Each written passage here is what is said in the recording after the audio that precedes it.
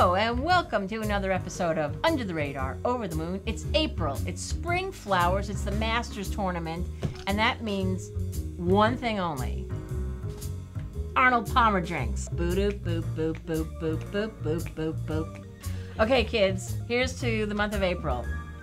Here we go. Cheers. Cheers. All right, now then.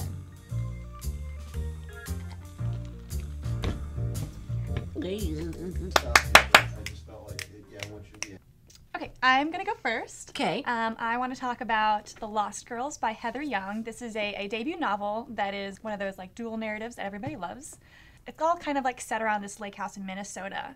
So one part of the story happens in the 1930s with this family that has 3 daughters, and they always go to this lake house every summer. But then there's this one summer where one of the 3 daughters, the youngest one, goes missing, and this basically ruins the family. Many of them never leave the lake house again as this sort of kind of like vigil to the lost sister. And then in present day, the middle sister from that family has died and has left the house to her grandniece. And this niece takes this as sort of an opportunity for her to start over with her own daughters.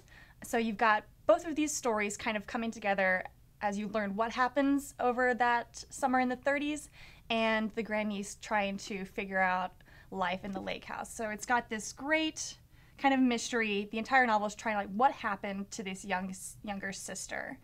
So it's very literary. It's beautifully written, but it's got a lot of like kind of family loyalty, a lot of like regret, memories, sacrifice. So if you like kind of literary mysteries, this is exactly for you.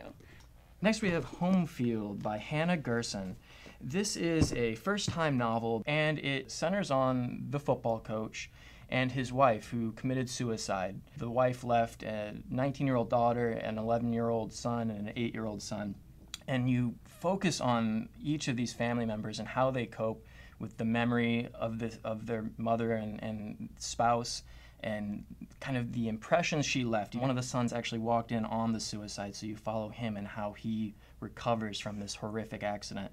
But again, through each other, they recover, they find each other, and again, just really heartwarming, a hard and emotional read, but again, just something I couldn't put down and hope you won't either.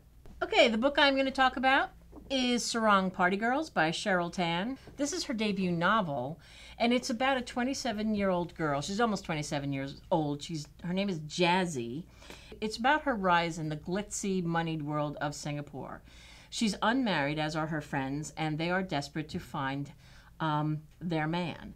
And they're looking for what they call Ang Mas, which are American or European expats. The richer, the better. So it takes us into the nightclubs and it shows us their world. It also shows us the clash between their world and their parents' world. Very different. New money, old traditions. And so it's a wonderful insider's look at what's happening in the moneyed world of Singapore and how these women are trying to get ahead and land themselves a rich fella. And it's written in Singlish, which is the dialect that's spoken by Singapore natives. It's equal parts traditional English, local slang with some Chinese expressions thrown in.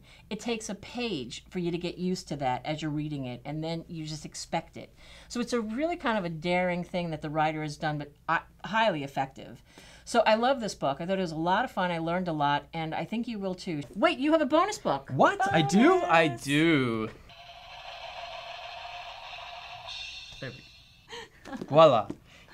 The bonus book is The Little Old Lady Who Broke All the Rules by Katharina Engelman Sundberg. If you couldn't guess by the title, it follows a little old lady and her group of cohorts who are in a nursing home that's really been cutting back drastically on, suites for the residents, free time. It's just a really dire situation. So what do they decide to do? What any of us would decide to do. Steal priceless works of art. So it's her and her gang kind of pull off the heist of the century, and things escalate. They really want to land in prison. That was the whole impetus behind this. Is they saw this documentary on prisons, and they said, man, that looks really good compared to where we're at. But they get involved with the police, with the mafia, and but they have to join their wits together and outsmart everyone. And just a really clever, lighthearted, fun read, but also, again, centering, I think, on a certain group of people that are maybe underrepresented as far as being protagonists in a story. That's April. Those are our spring selections. They may be under the radar, but we're over the moon about them. We're also over the moon about these lovely Arnold Palmer drinks that, what's your name? Chris made. So cold. So enjoy the books as we enjoy the drinks, and we'll see you next time. Bye.